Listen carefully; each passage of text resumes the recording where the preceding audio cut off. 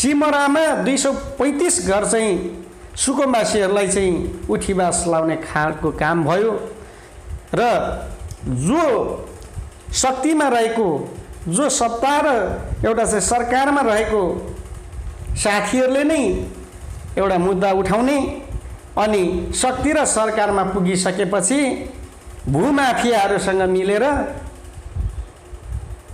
सर्वहारा सुकुम्बासीहरूलाई उठीबास मात्रै नगरेर हत्या समेत गरेर चाहिँ त्यो एउटा चाहिँ टहरोहरूमा चाहिँ नेपालको चाहिँ सेना परिचालन गरेर बुलडोजर लगाएर आगोजानी समेत गरिएकोले गर्दा म माथिल्लो निकायदेखि तल्लो निकायसम्म एक खालको कमाउ धन्दाको चाहिँ एक खालको चाहिँ सोच विवेक मात्रै भएको साथीहरू म देखेँ। यो प्रेससम्म आइपुग्दाखेरि त्यही नै देखिँदैछ।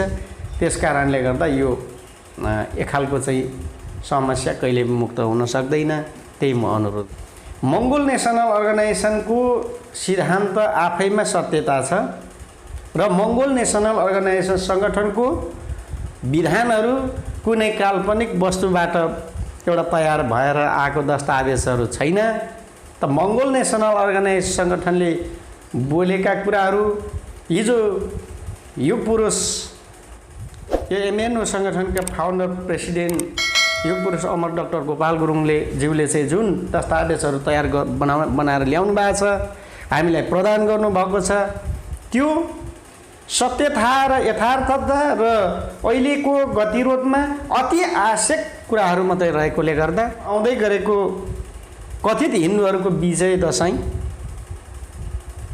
हामीलाई यो मानिराख्न पर्ने कुराहरू भनेको चाहिँ पटक्कै होइन। किनभने जुन दिन विजय दशमी घोषित गरिएको छ साथीहरूले अहिलेको जुन शासकहरूले त्यो कालो टीका भनेको चाहिँ हाम्रो पुर्खाहरूको चाहिँ घाँटी ठुन्क्याइएको दिन र हाम्रो यस पवित्र भूमिमा एक खालको चाहिँ उहाँहरूको रजाइ सुरु भएको छ।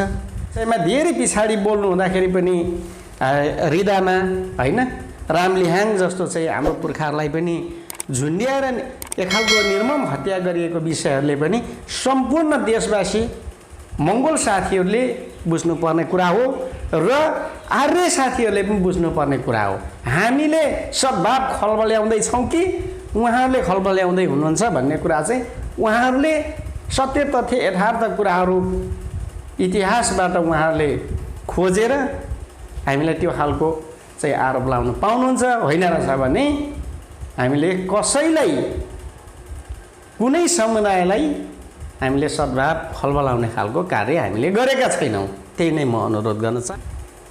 खोलामा बल्छी थापियो भने जुन माछाले बल्छीको चारो टान्छ त्यही मात्रै पर्ने हो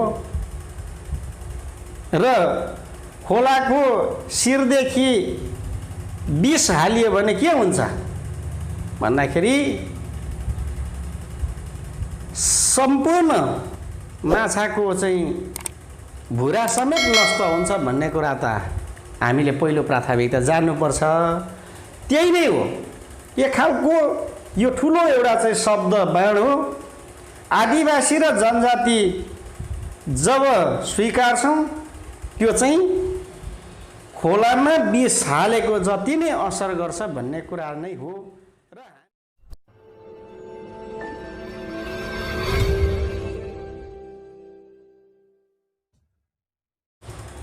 अस्तित्वको खोज अनलाइन टिभी हेरेर बस्नुहुने सम्पूर्ण दर्शक महानुभावहरूलाई हाम्रो कार्यक्रममा स्वागत छ। म सिनारा सदा चाहिँ राजनैतिक र समसामयिक विषयमा भलाखुसारीको निम्ति हामी कार्यक्रममा उपस्थित भइसकेको छौँ र आज भने समसामयिक र राजनैतिक विषयमा भलाखुसारीको निम्ति हाम्रो कार्यक्रममा अतिथिको रूपमा उपस्थित भइसक्नु भएको छ मङ्गोल नेसनल अर्गनाइजेसन 1 नम्बर प्रदेश सभा अध्यक्ष भास्कर चामलिङ राईज्यू र सर्वप्रथम म उहाँलाई हाम्रो कार्यक्रममा स्वागत गर्न चाहन्छु। स्वागत छ यहाँलाई। धन्यवाद। आरामै हुनुहुन्छ? अहिलेसम्म चाहिँ आरामै भन्नु पर्यो। हजुर हजुरको यो राजनैतिक यात्रालाई चाहिँ कसरी अघि बढाइरहनु भएको थियो? यो अहिलेको सन्दर्भमा राजनीतिको चाहिँ एउटा दौरानमा निरन्तर नै छ। यो एउटा मुलुकको एउटा चाहिँ कोभिड-19 को एउटा महामारीमा पनि हामीले त्यस विषयलाई ध्यानमा राखेर त्यसलाई सुरक्षित दूरीहरू कायम गर्दै र राज्यले गरेको एउटा चाहिँ क्राइड विषयहरूलाई पनि हामीले चाहिँ अध्ययनमा राखेर निरन्तर रूपमा कार्यक्रम अघि बढिरहेको छ। हजुर, तपाईँ मङ्गोल नेसनल अर्गनाइजेसन प्रदेश नम्बर 1 सभा अध्यक्ष हुनुहुन्छ हैन? हजुर हजुर। तपाईँको यो मङ्गोल नेसनल अर्गनाइजेसनमा चाहिँ तपाईँको राजनीतिक यात्रा चाहिँ कहिलेबाट तय गर्नुभएको? यो मेरो चाहिँ 2068 सालबाट म यो मङ्गोल नेसनल अर्गनाइजेसन सङ्गठनमा प्रवेश गरेको हो। हजुर, यस अघि पनि अब एमएनओमा आबद्ध हुनुभन्दा अघि तपाईँले कुनै अब राजनीतिक दलहरूमा आबद्ध भएर कार्यरत हुनुहुन्थ्यो कि? हजुर, लगभग मैले मङ्गोल नेसनल अर्गनाइजेसन सङ्गठनमा आउनुभन्दा अगाडि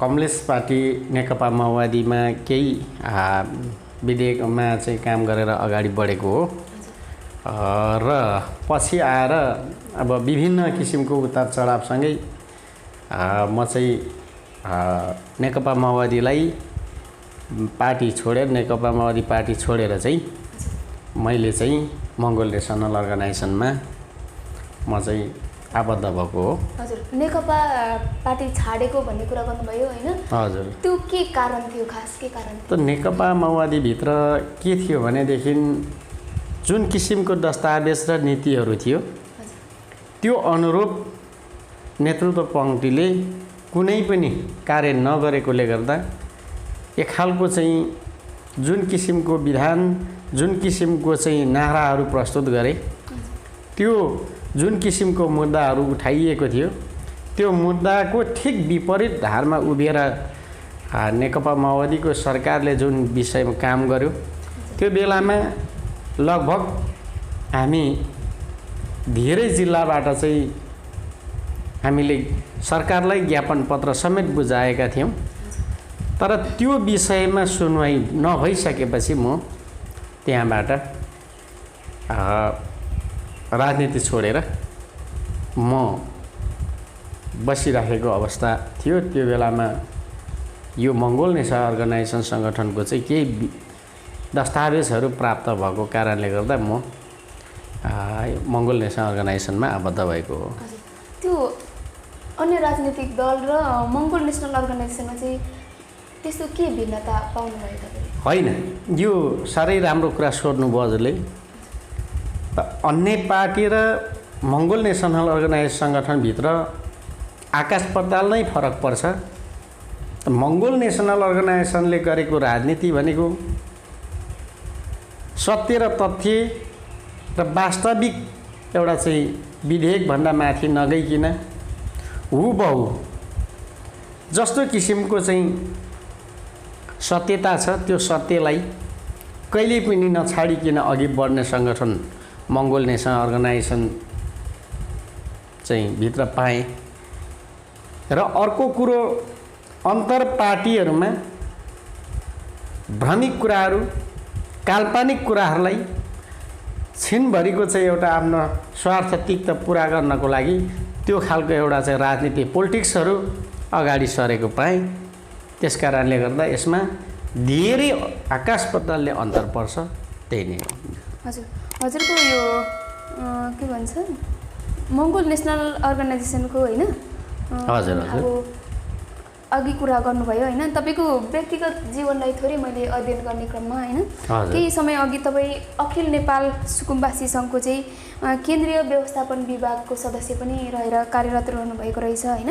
हजुर। त्यसको चाहिँ के कस्तो जुन उद्देश्य लिएर त्यो कार्यरत हुनुहुन्थ्यो नि त्यस्तो उद्देश्य पुरा भयो कि भयो? होइन, यो विषयमा साह्रै उत्कृष्ट विषय सोध्नु भएको छ।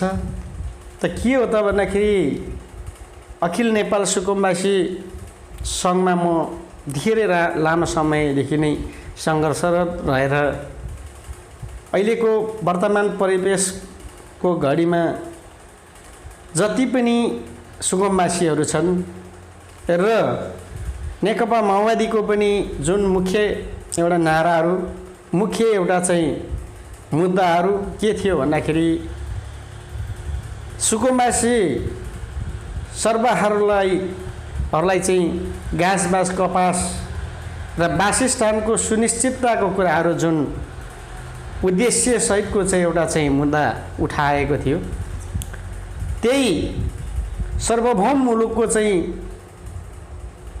सर्वहारा सुकुम्बासीहरूको एउटा चाहिँ घाँसबास कपासको एउटा सुनिश्चितता हुन्छ भने र एक खालको चाहिँ स्थायित्व एउटा चाहिँ वासस्थानको चाहिँ एउटा चाहिँ व्यवस्था हुन्छ भने त्यस विषयमा अघि बढ्दा पक्कै पनि नेपाली जनताले एक खालको चाहिँ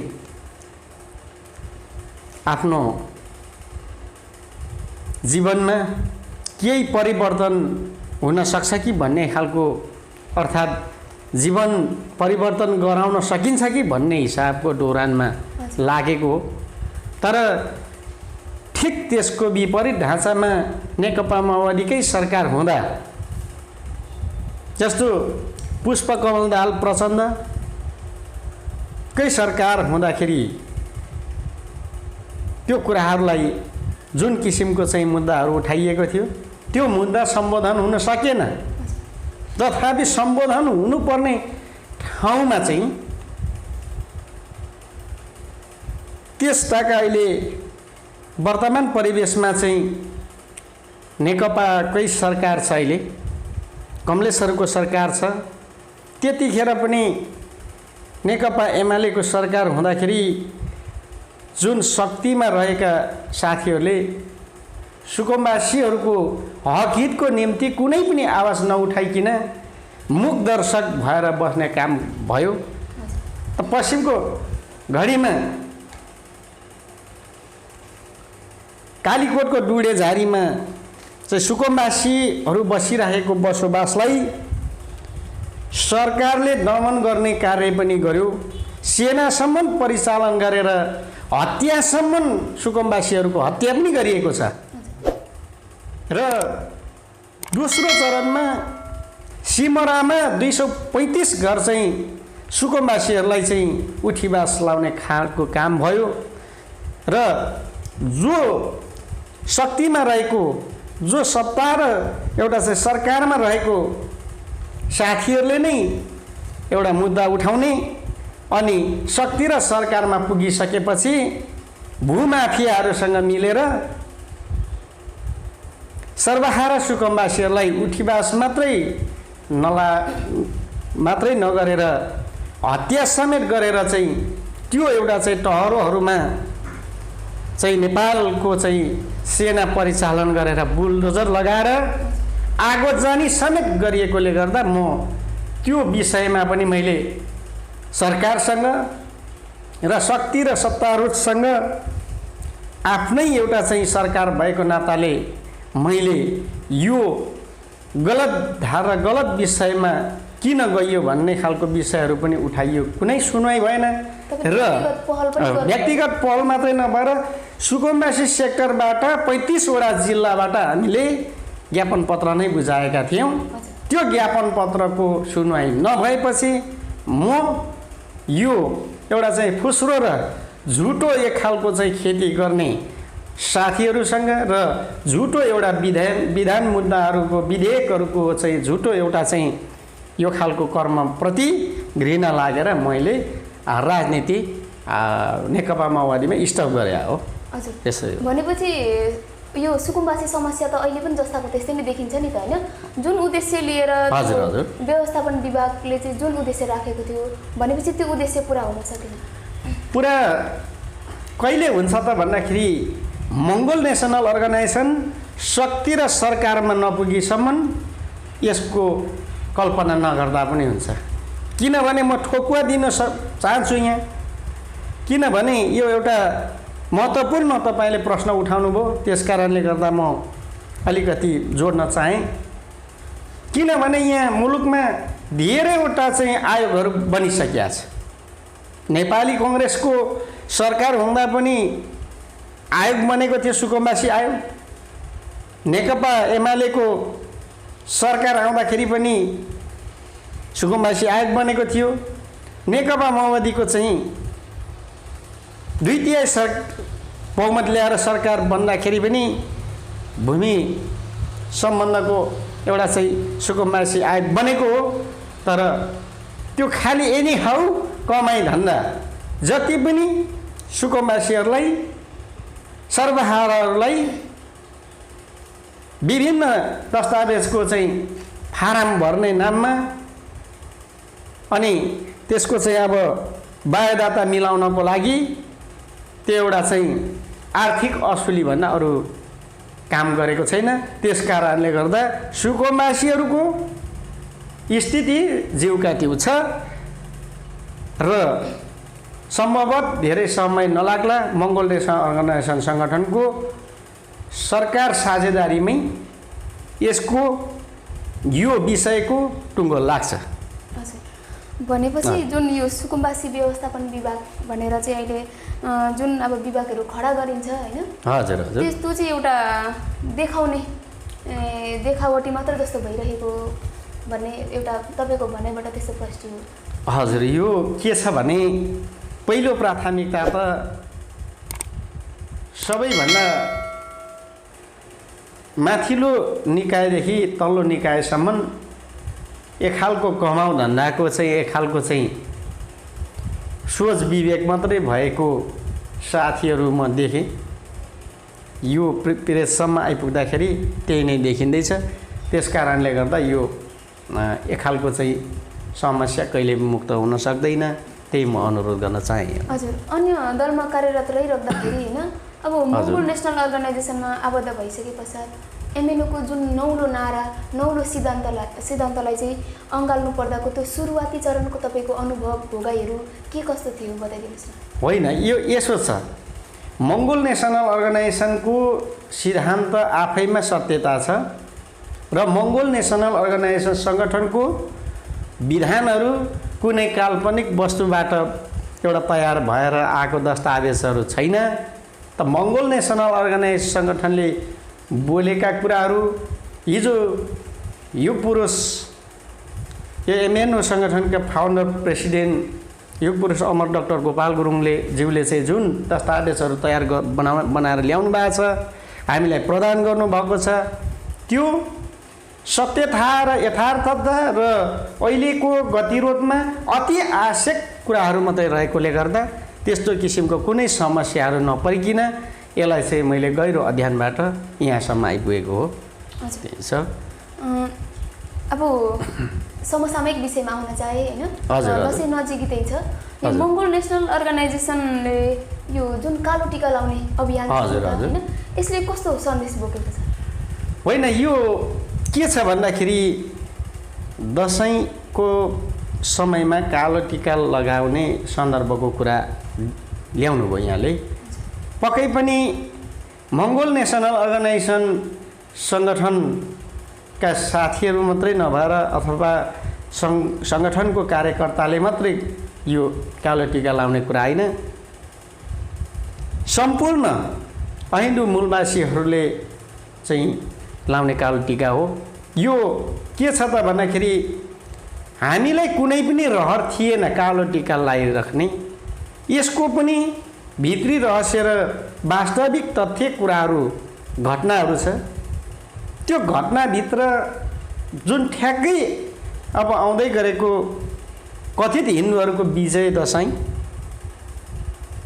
हामीलाई यो मानिराख्न पर्ने कुराहरू भनेको चाहिँ पटक्कै होइन। किनभने जुन दिन विजय दशमी घोषित गरिएको छ साथीहरूले, अहिलेको जुन शासकहरूले, त्यो कालो टिका भनेको चाहिँ हाम्रो पुर्खाहरूको चाहिँ घाँटी ठुन्क्याइएको दिन र हाम्रो यस पवित्र भूमिमा एक खालको चाहिँ उहाँहरूको रजाइ सुरु भएको छ र हाम्रो चाहिँ त्यस दिनदेखि कालो दिनको रूपमा चाहिँ उदयमान भयो। त्यो खालको स्थितिमा पुर्यायो। त्यस कारणले गर्दा हामीले कालो टिका लगाएर एउटा चाहिँ विरोध गरेको पनि होइन। यसमा चाहिँ आजकै दिनदेखि चाहिँ हामीले चाहिँ मान्नु हुँदैन, कालो दिन सुरु भएको रहेछ भन्ने किसिमको चाहिँ तथ्य प्रमाणको आधारबाट हामीले कालो टिका लगाएको हो है। त्यही नै म अवगत गराउन चाहन्छु। भनेपछि अब कसैले त रातो टिका लगाइरहेको हुन्छन् होइन, कसैले सेतो पहेँलो पनि लाउने चलन छ होइन। अब एमएनओले चाहिँ अब कालो टिका लगाइरहेको अवस्था छ होइन। हिजोको दिनमा हिन्दूहरूको नेपालीहरूको महान चाड भनिने गरिन्थ्यो, आज आएर हिन्दूहरूको महान चाड भनिने गरिन्छ होइन। यस्तो अवस्थामा तपाईँहरूले चाहिँ अब अन्य समुदायको चाहिँ एउटा संस्कार संस्कृतिमा चाहिँ एउटा के भन्नु, अब त्यसलाई खलबलिने, संस्कारलाई नै खलबलिने खालको एउटा गतिविधि पनि भइरहेको भन्ने पनि तपाईँहरूलाई त्यो आरोपहरू लाग्ने गर्छ नि होइन।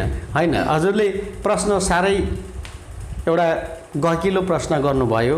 यस विषयमा म कसरी सम्पूर्ण देश विदेशमा रहनुभएको मित्रलाई म के अनुरोध गर्न चाहन्छु भने यो पक्कै पनि हामीले चाहिँ रातो टिका लाउने साथीहरूलाई तपाईँले लाउनै पाउनुहुन्न भन्ने हाम्रो भनाइ होइन हो। आर्य साथीहरूको, हिन्दू साथीहरूको विजय भएको दिन हो, उहाँहरूले लाउन स्वाभाविक हो। तर हामी यो देशको 80% हिन्दू मूलवासी मङ्गोलहरूको पतनको दिन भएकोले गर्दाखेरि त्यस दिनलाई चाहिँ स्मरण गर्दै कालो दिनको रूपमा हामीले चाहिँ लिएर चाहिँ त्यस विषयमा चाहिँ हामीले प्रस्तुत भएको हौँ। र अर्को कुरो के छ भने कसैको सामाजिक सद्भावमा हामी खलबल लाउन चाहेको होइन। सत्य र तथ्य के रहेछ भन्ने किसिमको चाहिँ सम्पूर्णमाझ ल्याउनको लागि मात्रै यो कार्य हामीले अगाडि बढाएको हो। त्यस विषयमा पनि फेरि सेतो टिका किन लाउँछन् भन्ने विषयहरू पनि आउन सक्छ। त हाम्रै अनुहारका साथीहरूले सेतो टिका पनि लाउनु भएको छ। त के हो त भन्दाखेरि हिजो बाध्य गराइयो, यानि यो विजय दशमी उहाँहरूको विजय भइसकेपछि मुलुकमा हाम्रो सम्राटहरूको, हाम्रो पुर्खाहरूको सम्पूर्ण अधिकार, सम्पूर्ण अस्तित्व, सम्पूर्ण चाहिँ त्यहाँको चाहिँ सम्पत्ति स्रोतहरू खोसिएपछि अन्य बाँचेको हाम्रो पुर्खाहरूलाई बाध्य गराइयो दसैँ नमान्ने अथवा टिका नलाउनेलाई चाहिँ सिधै चाहिँ यातनापूर्वक मार्ने र चाहिँ एक खालको चाहिँ तपाईँको दण्डित गराउने एउटा सजाय पनि तपाईँको हदैसम्मको सजाय। अब चाहिँ त्यही भनौँ न, अब चाहिँ एउटा दसैँ हाम्रो होइन भन्ने विषयमा धेरै पछाडि बोल्नु हुँदाखेरि पनि हृदयमा होइन रामलिहाङ जस्तो चाहिँ हाम्रो पुर्खाहरूलाई पनि झुन्ड्याएर एक खालको निर्मम हत्या गरिएको विषयहरूले पनि सम्पूर्ण देशवासी मङ्गोल साथीहरूले बुझ्नुपर्ने कुरा हो र आर्य साथीहरूले पनि बुझ्नुपर्ने कुरा हो। हामीले सद्भाव खलबल्याउँदैछौँ कि उहाँहरूले खलबल्याउँदै हुनुहुन्छ भन्ने कुरा चाहिँ उहाँहरूले सत्य तथ्य यथार्थ कुराहरू इतिहासबाट उहाँहरूले खोजेर हामीलाई त्यो खालको चाहिँ आरोप लाउनु पाउनुहुन्छ। होइन रहेछ भने हामीले कसैलाई, कुनै समुदायलाई हामीले सद्भाव खलबलाउने खालको कार्य हामीले गरेका छैनौँ। त्यही नै म अनुरोध गर्न चाहेँ यहाँ। हजुर, दसैँ नमान्ने भनेर रिदामा राई, रामलिहाङ राईले पनि होइन त्यो जुन एउटा आन्दोलन गर्नुभयो होइन, एउटा व्यक्तिगत तवरले एउटा सङ्घर्ष गर्नुभएको थियो, त्यो कुरा पनि यहाँले जोडिदिनु भयो होइन। त्यो यो दसैँको बहिष्कार, दसैँ विरोधको विषयमा त धेरै अगाडिदेखि त्यस्तो अभियानहरू भएको रहेछ होइन। मङ्गोल नेसनल अर्गनाइजेसनले पनि त्यो अभियानहरू गरिरहेको छ। तर पनि आज चाहिँ दसैँ मान्नेहरूको चाहिँ सङ्ख्याहरू दिन प्रतिदिन बढिरहनुमा चाहिँ के कसको चाहिँ कमजोरी देख्नुहुन्छ त? त्यो यस्तो छ, कस्तो छ भने तपाईँको दिन प्रतिदिन बढ्दैछ भन्नुभयो, तर वास्तवमा घट्दैछ। अबको केही समयले बताउँछ, समय आउनु पर्दो रहेछ। सबै कुरा बोलेरै मात्रै र सबै कुरो भनेरै मात्रै पनि नहुँदो रहेछ भन्ने देखाउँछ। समय सापेक्ष, समय आइसकेपछि यो मुलुकमा छिट्टैभन्दा छिट्टै अब यो स्थिति त अब अहिलेको स्थिति त एउटा चाहिँ कोभिड-19 को एउटा महासङ्क्रमण छ त यो पनि निरन्तर रूपमा एउटा चाहिँ सङ्क्रमण नरहला त केही समयमै यसको चाहिँ प्रतिफल देखा पर्छ भन्ने म विश्वस्त गर्न चाहन्छु। अब जुन दसैँ बहिष्कारको कार्यक्रमहरूलाई अघि बढाइराख्दाखेरि होइन तपाईँहरूलाई के त्यस्तो बाधा अवरोधहरू पनि आउने गर्छ होला नि? होइन, वास्तवमा बाधा अवरोध त गर्न खोज्छ, तर सत्य र तथ्यको एउटा चाहिँ वास्तविकता हामीले प्रस्तुत गरेर अघि बढेका छौँ। त्यो कसैले बाधा अप्ठ्यारो पारेर अप्ठ्यारो हामीले महसुस पनि गर्दैनौँ र हामी अप्ठ्यारोमा पर्दैनौँ पनि, किनभने हामीले कथित विजय दशमी आर्य साथीहरूलाई पनि नमान्नुहोस् तपाईँहरूले भनेर हामीले भनेका थियौँ भने त्यसमा बाधा अप्ठ्यारो हुन सक्थ्यो र त्यस विषयहरूमा चाहिँ एक खालको महासङ्ग्राम हुन सक्थ्यो, तर नमान्न पनि पाउन सकिन्छ नि त। नमान्नेले नमान्न पाउन सकिन्छ, किनभने यो मुलुकमा कसैको अधिकारलाई कुण्ठित गरेर कसैको हक अधिकारलाई हनन गर्नु पाइँदैन। त्यस कारणले गर्दा हामी निरन्तर रूपमा गत वर्ष चाहिँ हामीले बृहत अब चाहिँ विभिन्न खुला मञ्चहरूमा र्याली लगायतको सभा लगायतको चाहिँ विभिन्न क्षेत्रमा हामीले त्यसरी कार्यक्रम गर्दै आएका थियौँ। तर यसपटक भने हामी सीमित त्यसलाई दूरी कायम गरेर आफ्नो सुरक्षाको ख्याल राख्दै हामीले देशव्यापी नै आफ्नै घरमै बसेर अर्थात् पाएक पर्ने कार्यालयहरूमा गएर हामी कालो टिका लाउँछौँ। त्यो पनि म आजको यो तपाईँहरूको एउटा चाहिँ मिडियाबाट म त्यो अनुरोध गर्न चाहन्छु। हजुर, भनेपछि यो विषम परिस्थितिमा पनि तपाईँहरूले आफ्नो अभियानलाई चाहिँ जारी नै राख्नुहुन्छ? हामी हाम्रो एकमुठी सास भइन्जेलसम्म, एक थोपा रहन्जेलसम्म र हाम्रो अस्तित्व सहितको हामीले चाहिँ संविधानमा प्राप्त नगरेसम्म र हामी हाम्रो माग र मुद्दाहरूको चाहिँ सही हिसाबले चाहिँ कार्यान्वयन जहिलेसम्म हुँदैन तहिलेसम्म हामी निरन्तर रूपमा लागि पर्छौँ र कसैले रोक्ने पनि चाहिँ दुस्साहस नगरे हुन्छ। यो म आजको यो तपाईँहरूको अनलाइनबाट म अनुरोध गर्न चाहन्छु। हजुर, म यो केही शब्दहरू अन्तर्गत आउन चाहे होइन? हजुर, तपाईँहरू मङ्गोल नेसनल अर्गनाइजेसन र मङ्गोल नेसनल अर्गनाइजेसनको कार्यकर्ताहरू चाहिँ आदिवासी जनजाति शब्दले चाहिँ हामीलाई शरणार्थी बनाउँदैछ भन्नुहुन्छ नि होइन? त्यो के खास कारण छ त्यो शब्दमा चाहिँ? शब्द धेरै गम्भीर नै छ। सबैभन्दा पहिलो कुरा हामीले बुझ्नुपर्ने कुराहरू, बोल्दै मात्रै सबै सर्व हुन सक्दैन। बोलेपछि कुन दिशामा घातक हुन्छ भन्ने कुराहरूको हामीले लेखाजोखा राख्न सकेनौँ भने यसले ठुलो समस्या पार्छ, ठुलो समस्यै छ। त शब्द बाण, विभिन्न बाणले के काम गर्छ भने जसलाई निशाना गरिएको छ त्यसलाई मात्रै निशाना लाग्छ, त्यसको मात्रै ज्यान मार्ने काम गर्छ भने यो शब्द बाणले चाहिँ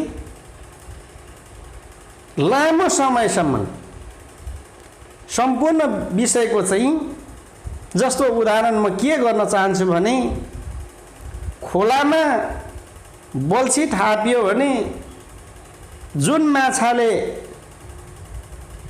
बल्छीको चारो टान्छ त्यही मात्रै पर्ने हो र खोलाको शिरदेखि विष हालियो भने के हुन्छ भन्दाखेरि सम्पूर्ण माछाको चाहिँ भुरा समेत नष्ट हुन्छ भन्ने कुरा त हामीले पहिलो प्राथमिकता जान्नुपर्छ। त्यही नै हो, एक खालको यो ठुलो एउटा चाहिँ शब्द बाण हो आदिवासी र जनजाति जब स्वीकार्छौँ त्यो चाहिँ खोलामा विष हालेको जति नै असर गर्छ भन्ने कुरा नै हो। र हामीले मूलवासी मङ्गोल भनिरहेका छौँ। मङ्गोल र मूलवासी भन्ने कुरा चाहिँ हामीले मात्रै प्रमाणित गरेको कुरा होइन। मुलुकमा 3 किसिमको मानव उत्पत्ति छ भन्ने कुरा त विश्व विज्ञानले पुष्टि गरेको कुरा हो होइन। विश्व मानव शास्त्रले चाहिँ तय बनाएको कुराहरू हो। विश्वको चाहिँ ल्याटेस्टबाट आधारित कुराहरू एउटा चाहिँ के छ त भन्दाखेरि विज्ञानले चाहिँ पुष्टि गरेको कुरालाई हामीले लानुपर्छ। र अहिले पनि MAN मेन भन्दा यो 3वटा शब्दकोश भन्दा बाहिर भनेको बाहिर जानु भनेको त्यो चाहिँ ठुलो घातक हो। त्यस कारणले गर्दा मङ्गोल भन्ने विषय चाहिँ यानि कि मान्छे हो होइन। अर्थात् मूलवासी भनेको चाहिँ यहाँको हो, मङ्गोल भनेको मान्छे हो र मूलवासी भनेको जुन ठाउँको चाहिँ वास स्थानमा रहेको मानिस भनेर चाहिँ हामीले बोलिरहँदाखेरि कोही हाम्रै अनुहारका साथीहरू आदिवासी जनजाति भन्दै हिँड्नु भनेको चाहिँ आफूले बोलेको कुराले आफूलाई मात्रै असर पर्छ भन्ने कुरा होइन। आफ्ना आउने दर सन्तान आगन्तुक भावी सन्तानलाई सम्म खरानी पार्ने शब्द हो। त्यो कुरो चाहिँ शब्दकोशहरू अध्ययन गरेर बुझेर जानुस् भन्ने कुरा म अनुरोध गर्न चाहन्छु। यही नै कुरा हो। तपाईहरु आफूलाई चाहिँ आदिवासी जनजाति भनेर सम्बोधन गरिरहँदा जसरी एउटा विरोध जनाउनुहुन्छ होइन, त्यस्तै अर्को शब्द पनि छ जो चाहिँ हिजोको दिनमा सम्पूर्ण मङ्गोल समुदायहरूले चाहिँ आफूलाई गर्व गर्थे। आज आएर विशेष राई र लिम्बू समुदायमा चाहिँ यो किरात शब्द चाहिँ एकदमै प्यारो पनि छ। तर तपाईहरु भने होइन मङ्गोल नेसनल अर्गनाइजेसन कार्यकर्ताहरू चाहिँ यो शब्दलाई पनि स्वीकार्नुहुन्न नि, खास कारण के छ? होइन, यो विषयलाई म के अनुरोध गर्न चाहन्छु भने यो त बारम्बार अहिलेको शासक सामन्तहरूले त उपनाम दिइ नै राखेको कुराहरू हो। यसलाई म यसरी व्याख्या गर्न चाहन्छु कि मतुवाली पनि भन्नु भ्याए होइन, किराँती पनि भन्नु भ्याए। अहिले तत्कालीन विषयमा चाहिँ आदिवासी जनजाति हामी एउटै हो भनेर चाहिँ एउटा मख पार्ने काम भइरहेछ। एक खालको किराँतीको जुन कुरा गर्नुभयो, किराँती भन्ने शब्द भनेको हाम्रो यही मुलुकको एउटा चाहिँ हाम्रो विभिन्न किसिमको धर्म कर्म कल्चर्सहरूमा पनि शब्दकोशमै छैन। र अर्को कुरो प्रकृति पूजक हुँ म, प्राकृतिक एउटा नीतिमा पनि किरात भन्ने शब्द आउँदैन। त यो अलिकति के छ भन्दाखेरि यो चाहिँ उपनाम एउटा पछाडि एउटा चाहिँ राखिएको पाइन्छ। त किराँती भन्ने शब्द कस्तो हो त भन्ने सवालमा चाहिँ विभिन्न लेखहरूमा लेखेका छन् साथीहरूले। त्यो कुराहरू पनि अध्ययन गर्नु भएको छैन साथीहरूले। पहिलो त्यो अध्ययन गर्नुपर्दछ। त्यो लिखित दस्तावेजहरूमा के भनिएको छ, किराँतीको अर्थ के हो भन्ने शब्दहरू त्यहाँ भेटिन्छ। कोही ठाउँ लेखिएको हुन्छ। पुरानो ऐतिहासिक विषयहरूमा पनि डोमिनेट गरेर किराँती भनिएको हो चाहिँ यहाँको सर्वभौम मूलवासी मङ्गोलहरूलाई नै किराँती भनिया हो। राई लिम्बूलाई मात्रै भनिया त होइन नि। यहाँको नागथेप्चे आँखाचिम्सेहरूलाई नै सर्वभौम यो देशको 80% ऐनो मूलवासी मङ्गोलहरूलाई नै किराँती भनिएको थियो त्यो बेलामा। त के हो त भन्दाखेरि किराँती भन्ने शब्द चाहिँ असभ्य मानिस हो भनेर पनि प्रस्तुत गरिएको छ। अहिलेको तत्कालीन वर्तमान पुस्तकहरूमा पनि तपाईँहरूले अध्ययन गर्नु भएकै होला होइन। विभिन्न पुस्तकहरूमा पाठ्य पुस्तक नेपालको ऐन अनुसारको एउटा चाहिँ शिक्षा एउटा दस्तावेजमा पनि किराँती भनेको चाहिँ असभ्य मानिस भनेर पढाइन्छ। भनेपछि म आफै यो नागथेप्चे चाहिँ म असभ्य हुँ भन्दा कतिको सुहाउँछ? त्यो कुरो पहिला उहाँले चाहिँ के लाउनुपर्छ त सम्भवत असभ्य मात्रै भनिएको छ। कुनै कुनै पुस्तकहरूमा के भनिएको छ भन्दाखेरि सामग्री भएर पनि खानै नजान्ने, वस्त्र भएर पनि लाउनै नजान्ने, होइन, बोल्नै नजान्ने, किरा फट्याङ्ग्रा खाने, विभिन्न चाहिने खनी खोस्री खाने यी किराँतीहरू भनेर उहाँहरूले प्रस्तुत गर्नुभएको छ। त्यो उहाँहरूको एउटा चाहिँ विधेयक त मलाई ठिकै लाग्थ्यो। अलिकति पारो टाटिने खालको चाहिँ सरकारसँग पनि छ, किनभने शिक्षा पाठ्य पुस्तकमै तपाईँको असभ्य मानिएको मानिस, असभ्य भएका मानिस भन्नुले यो ठुलो यहाँको चाहिँ बहुसङ्ख्यक मूलवासी मङ्गोलहरूलाई नै यो खालको एउटा अपमान गर्ने खालको कार्य गरिएको छ। त्यो अहिलेको किराँती हुँ हामी भनेर गौरव मान्ने साथीहरूले पहिला आफ्नै दरसन्तानले, आफ्नै नानीहरूले चाहिँ पुस्तक पढिराखेको पुस्तकहरूमा अध्ययन गर्नुहोस् भनेर म अनुरोध गर्न चाहन्छु। तपाईँ प्रान्तीय सभा सम्हालिरहनु भएको छ होइन, मङ्गोल नेसनल अर्गनाइजेसन एक नम्बर प्रदेश सभा अध्यक्ष हुनुहुन्छ होइन। आफ्नो प्रान्तीय सभामा चाहिँ यो गतिविधिहरू चाहिँ कसरी अघि बढाइरहनु भएको छ? यो साह्रै राम्रो प्रश्न सोध्नु भएको छ। अहिले प्रान्तीय सभामा निरन्तर रूपमा नै आफ्नो सङ्गठनको गतिविधिहरू अघि बढिरहेको छ। विभिन्न जिल्लाहरूमा तीव्र गतिमा चाहिँ कार्यहरू सङ्गठनको विधिअनुसार, विधानअनुसार निरन्तर रूपमा नै अघि बढिरहेको अवस्था छ।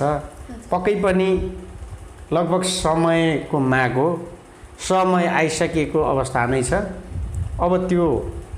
अब केही समय पछाडिको निर्वाचनले नै त्यसलाई चाहिँ देखाउने कुरा हो र कतिको चाहिँ रफ्तार छ भन्ने कुरामा चाहिँ त्यही नै छ। अहिले समसामयिक विषयमा निरन्तर रूपमा चाहिँ हामी आफ्नो सङ्गठनलाई अगाडि बढाउने प्रयास र प्रयत्नमा छौँ।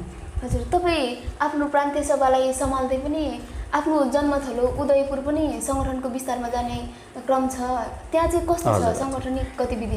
उदयपुर जिल्लाको परिवेशमा चौतर्फी चारैपट्टिबाट चाहिँ काम सुरु भइसकिया छ सङ्गठन विस्तार गर्ने र तत्कालीन तपाईँको चाहिँ अब चाहिँ प्रचार प्रसार मात्रै नभएर विभिन्न ठाउँमा सङ्गठन विस्तार भइरहेको छ र त्यहाँ चाहिँ प्रशिक्षण कार्यक्रमहरू अगाडि बढिसकिया छ र यो लामो समयको लकडाउनभित्र पनि म लगभग चाहिँ 2 पटक पुगिसकेका छु र त्यहाँ चाहिँ गतिविधिहरू अगाडि बढिरहेछ। पक्कै पनि अब छिटै अब यो मुलुकको सङ्क्रमण को स्थितिलाई हेरेर म त्यहाँ अझै आफ्नो चाहिँ गृह जिल्लामा पनि रफ्तार अगाडि बढ्ने क्रममा छु। त्यही नै छ अहिलेको परिवेशमा। हजुर, मङ्गोल नेसनल अर्गनाइजेसनको यो प्रान्तीय सरकारको जुन नारा एजेन्डा चाहिँ होइन स्थापना कालदेखि नै आइरहेको कुरा हो र अहिले वर्तमान संविधानमा त यो प्रान्तीय सरकार आइ पनि सकेको छ होइन। यो मुलुक पनि प्रान्तीय सरकार अन्तर्गत यो अभ्यासको क्रममा छ होइन। यस क्रममा चाहिँ अब मङ्गोल नेसनल अर्गनाइजेसनले प्रान्तीय संरचनाको विषयमा पनि बोलेको छ होइन, त्यसको विषयमा अझ स्पष्ट पारिदिनुहोस् न। अब यो प्रान्तीय संरचनाको विषयमा अब हाम्रै मङ्गोल नेसनल अर्गनाइजेसन सङ्गठनले नै माग गरेको विषय हो। पहिलो प्राथमिकता त मुद्दा नै कसैले प्रान्तीय सरकारको उच्चारण गरे होइन। आजभन्दा धेरै दशक अगाडि यसै सङ्गठनको युग पुरुष अर्थात् MNO founder president doctor Gopal गुरुङज्यूले उठाउनु भएको मुद्दाहरू सम्बोधन भइसकेको छ। मुलुकको संविधानको धारामा संस्थागत भइसकेको छ। त यो प्रान्तीय सरकार र धर्मनिरपेक्ष होइन र लोकतन्त्रको माग गर्नुभएको छ। अहिलेको वर्तमान सरकारले पनि त्यसलाई सर्वस्वीकार्य गरेर लगिराखेको अवस्था नै छ। र अर्को कुरो, प्रान्तीय सरकारको नामकरणहरू चाहिँ कुनै पनि जातिको नाममा अर्थात् व्यक्तिको नाममा लेखिनु हुँदैन र यो प्रान्तीय एउटा चाहिँ नामकरण अथवा प्रान्तीय सरकारको नाम चाहिँ कुनै पनि वस्तुगत स्थिति स्थलगतको चाहिँ कुनै पनि प्राकृतिक एउटा चाहिँ सम्पदाहरूको नामबाट चाहिँ नामकरण गरिनुपर्छ भनेर चाहिँ उहाँले त्यो बेलै नै बोल्नुभएको कुरा हो। लगभग अहिले सम्पूर्ण प्रान्तहरू लगभग सम्पदाकै नाममा गइसकेको छ र 1 नम्बर प्रदेश पनि अब चाहिँ प्राकृतिक सम्पदाकै उसमा चाहिँ नामकरण गर्नुपर्छ भन्नेमै हाम्रो जोड छ हैन।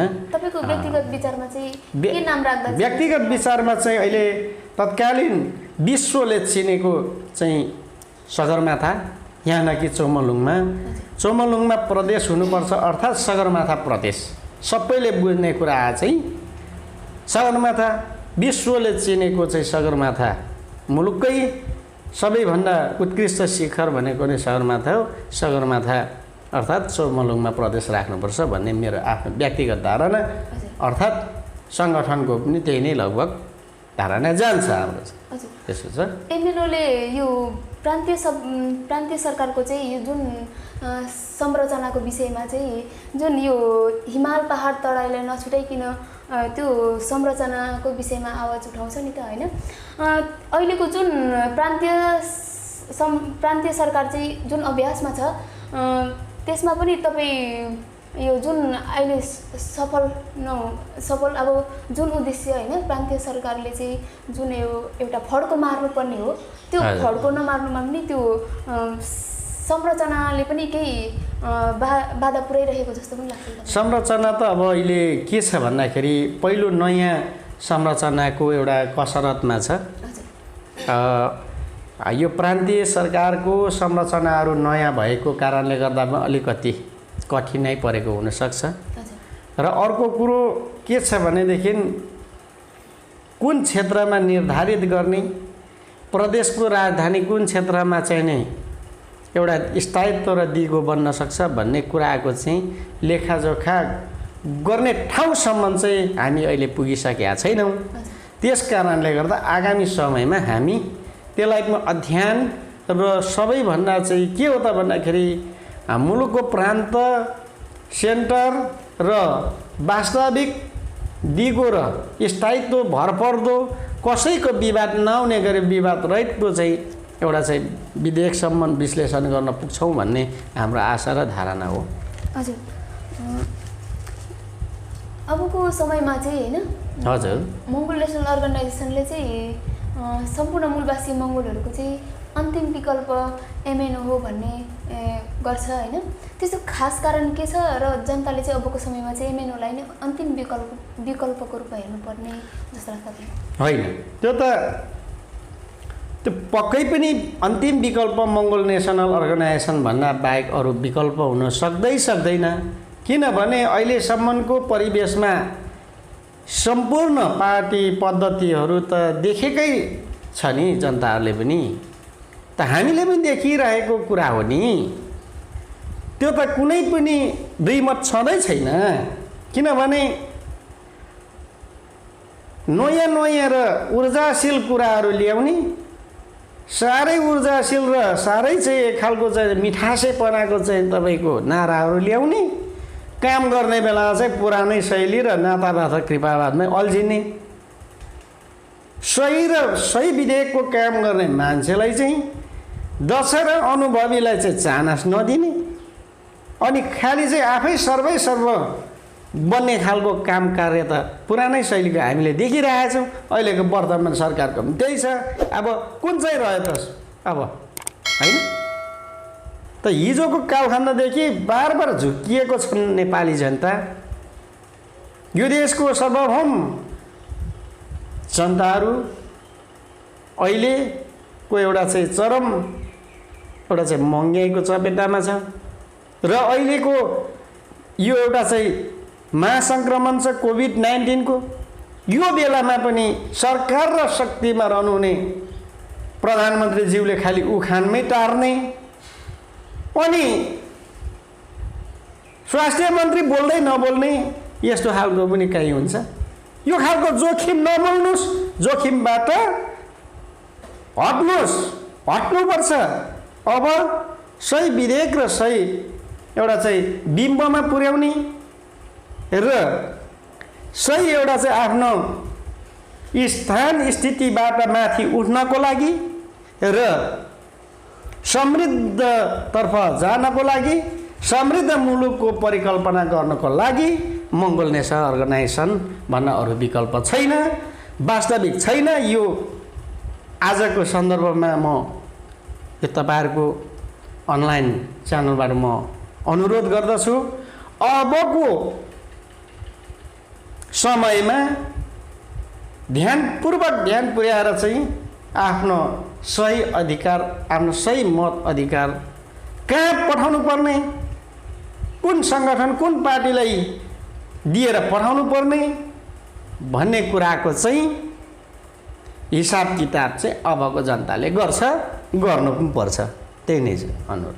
हजुर, अन्त्यमा मङ्गोल नेसनल अर्गनाइजेसनका संस्थापक प्रेसिडेन्ट डाक्टर गोपाल गुरुङको व्यक्तित्वलाई कसरी बुझ्नु भएको छ? यो उहाँको त अहिले हामीले व्याख्या नगर्दा पनि हुन्छ। हामीले व्याख्या गरेर उहाँको गुणगान गाएर साध्य छैन, समयले पनि भ्याउँदैन। र अर्को कुरो, मुलुकमा जब परिस्थिति जटिल बन्दै आएपछि महापुरुषहरूको जन्म हुँदो रहेछ भन्ने कुरा त यो युगले नै देखाउँदो रहेछ, एक खालको समयले नै माग्दो रहेछ। र उहाँ जस्तो दार्शनिक विद्वान व्यक्ति अब अलिक समय लाग्छ, जन्मिन सक्छ सक्दैन भन्नु सकिन्न, तर जटिल परिस्थिति आइलाग्यो भने मुलुकमा जन्मिन्छ। होइन रहेछ भने उहाँ जतिको एउटा चाहिँ दार्शनिक, हिजो बुद्ध पछिको चाहिँ सेकेन्ड बुद्ध उहाँ नै हो। म त्यही नै अनुरोध गर्न चाहन्छु। अब जीवनी बारेमा भित्रैबाट चाहिँ मैले ल्याउनलाई समय पुग्दैन, त्यस कारणले म संक्षिप्त रूपमा भने। हुन्छ, यहाँको महत्त्वपूर्ण समयको लागि धेरै धेरै धन्यवाद। धन्यवाद यहाँलाई। सम्पूर्ण यो चाहिँ अस्तित्व खोजको चाहिँ युनिट, एउटा चाहिँ अनलाइन युनिटलाई म विशेष रूपमा मेरो केही छोटो भनाइ राख्ने समय दिनुभएकोमा यहाँलाई म धेरै धेरै धन्यवाद दिन चाहन्छु। र सम्पूर्ण यहाँ अनलाइन च्यानल हेरिराख्नुहुने सम्पूर्ण मङ्गोल मित्रहरूलाई म धन्यवाद दिन चाहन्छु। आगामी समयमा एकजुट हौँ, एकजुट भएर मुलुकको एउटा समृद्ध एउटा परिवर्तन, समृद्ध एउटा चाहिँ स्थायित्व दिगो एउटा चाहिँ शासन, एउटा चाहिँ प्रणाली निर्माण गर्नको लागि सहयोग पुर्याउनुहोस् भन्ने म अनुरोध गर्दै मेरो भनाइ म छट्याउँदै बिदा माग्न चाहन्छु। हस् त, जय मङ्गल। हाम्रो कार्यक्रमलाई अन्तिम क्षणसम्म हेरेर साथ दिनुहुने सम्पूर्ण दर्शक महानुभावहरूलाई धेरै धेरै धन्यवाद। यस्तै सत्य तथ्य खोजमूलक र सन्देशमूलक जानकारीको निम्ति हामीसँग नजिक रहनुहोला। साथै हाम्रो च्यानललाई लाइक, सेयर एन्ड सब्सक्राइब गर्न नभुल्नुहोला। म लगायत सम्पूर्ण